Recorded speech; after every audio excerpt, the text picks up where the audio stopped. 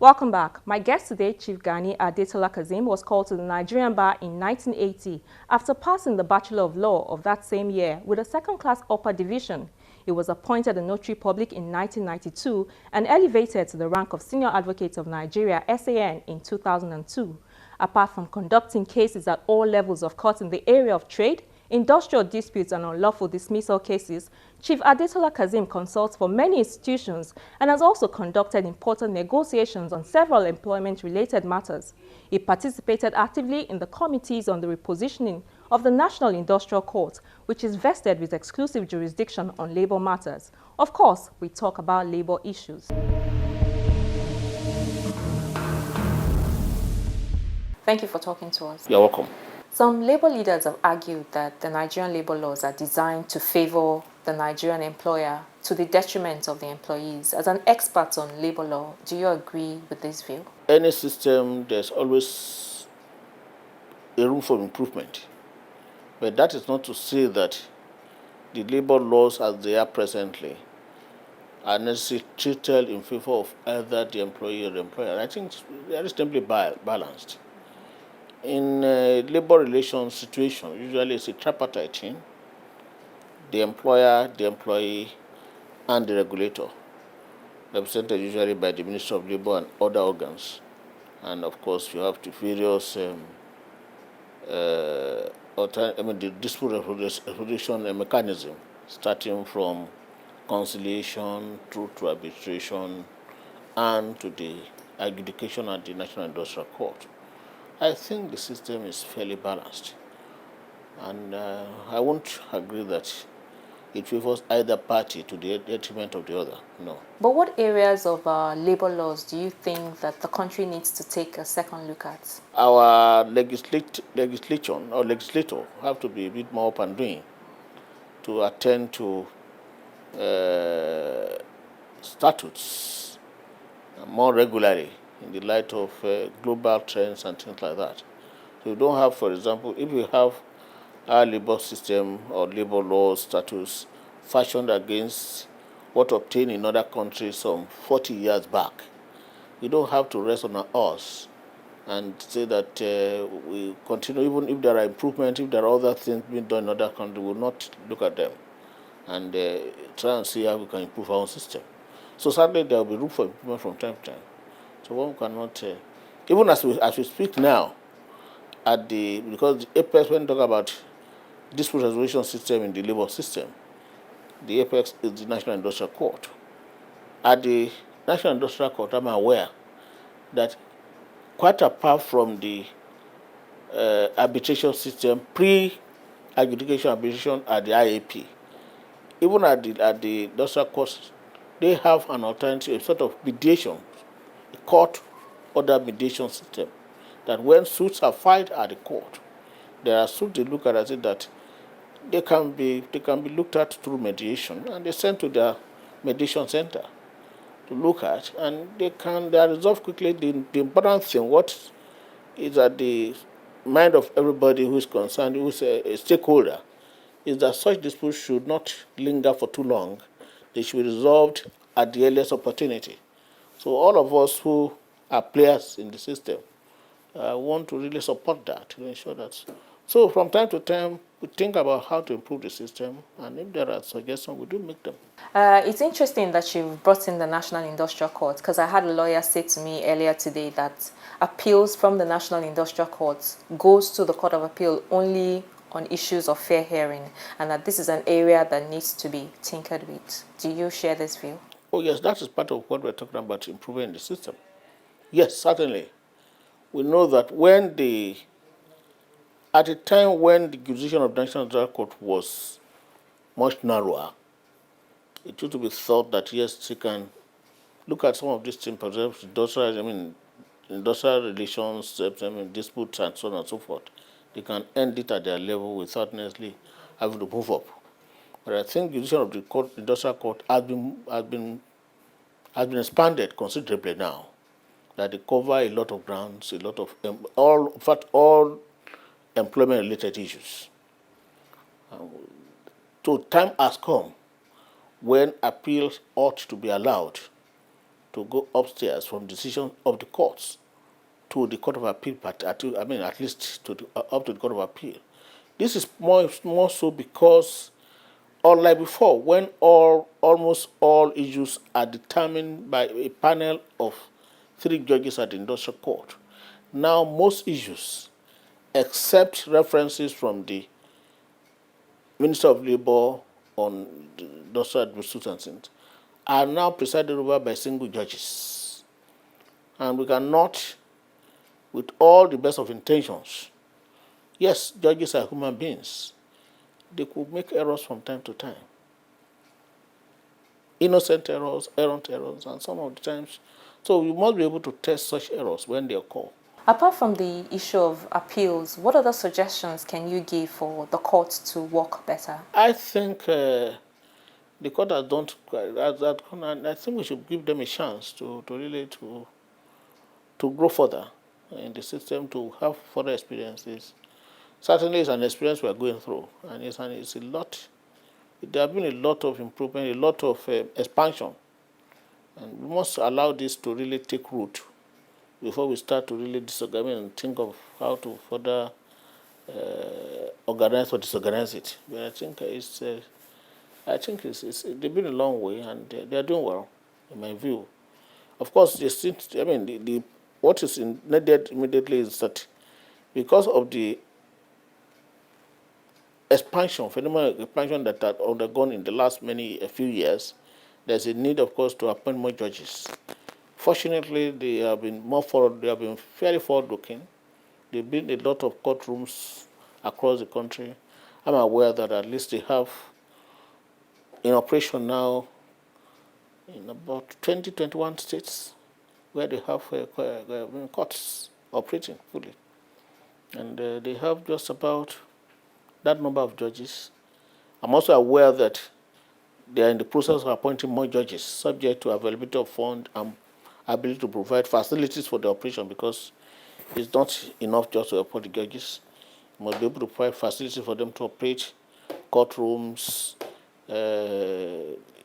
accommodation for the judges, and other things that will make them work efficiently. So subject to those things being provided, I'm sure they are moving towards appointing more judges so that they can reduce the workload, because the expansion has really brought a lot of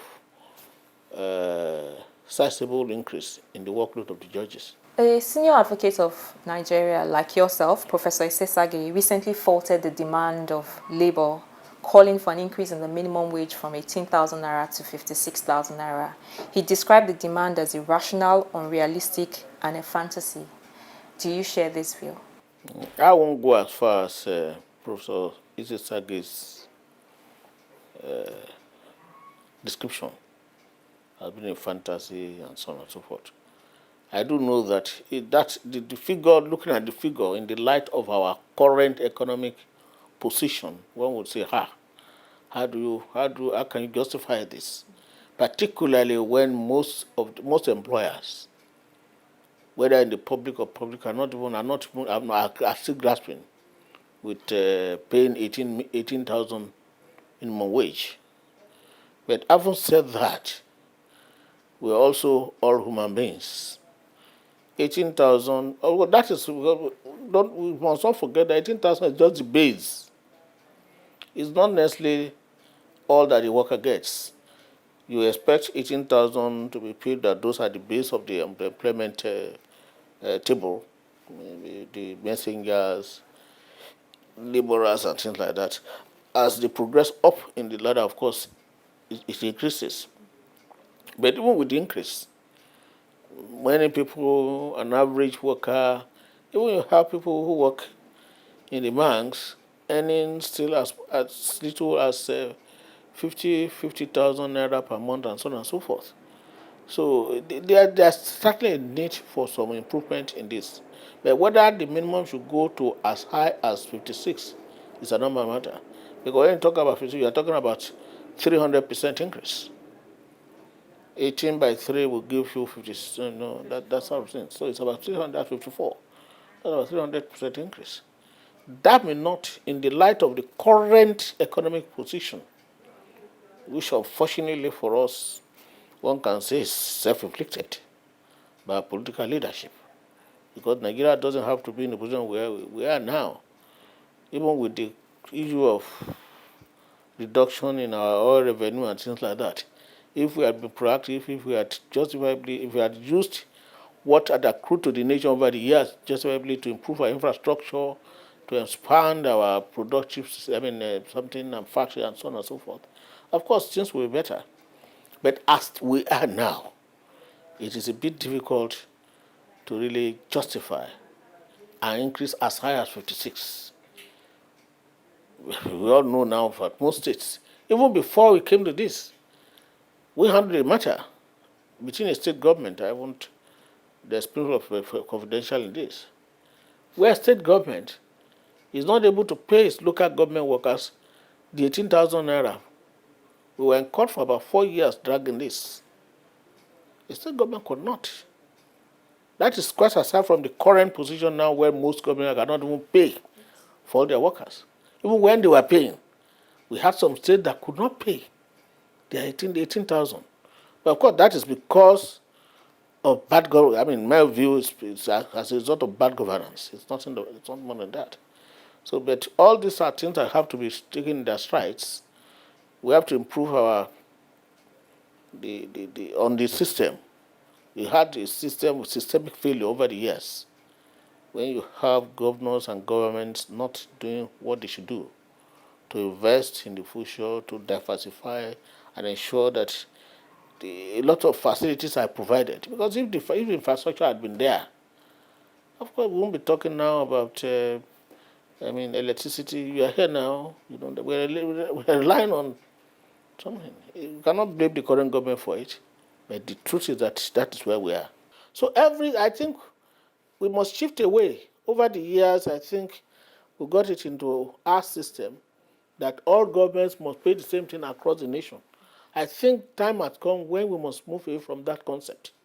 Once the the minimum wage is determined, every government, like every employer, should be able to negotiate what it can pay within the limit of the income that it generates.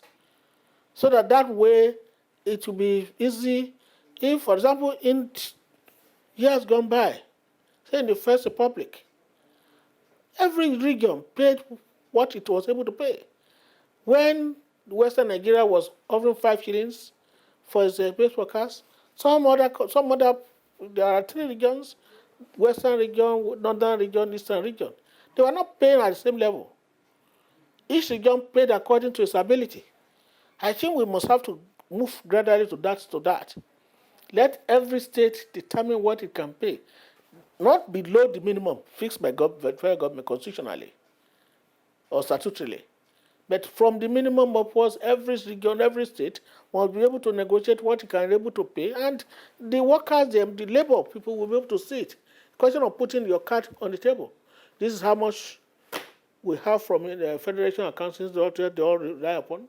This is how much we're able to generate internally, everything put together. This is our budget. We have to run that. We have to run the schools. We have to run the hospitals. We have to provide roads and so on infrastructure for people to be able to operate, to live comfortably. So from this is what is left to pay salaries. And this is reasonably, if you want, because that's the essence of government, to render services, to provide facilities, to provide infrastructure. So from this is what we can reasonably pay. Everybody should be able to see it, be on the same page, and negotiate with reasonable and with all good faith and good intentions. The time has come for all appeals from the National Industrial Court to be tested as of right at the appeal court. The legislators also need to be proactive in making the necessary amendments to the labor laws. The 56,000 naira minimum wage proposed by Labour cannot be justified in the light of the current realities facing the country. But ultimately, once the minimum wage is determined, every government, like every employer, should be allowed to negotiate and pay what they can afford within the limits of the income that they generate. These are some of the thoughts of my guest, Chief Gani Adetola-Kaseem, SAN. And this is how we end this edition of the program. You can give us feedback via any of our social media platforms. Don't forget that these and past episodes of the program on our YouTube channel. I'm Shola Shieli. Thank you for watching.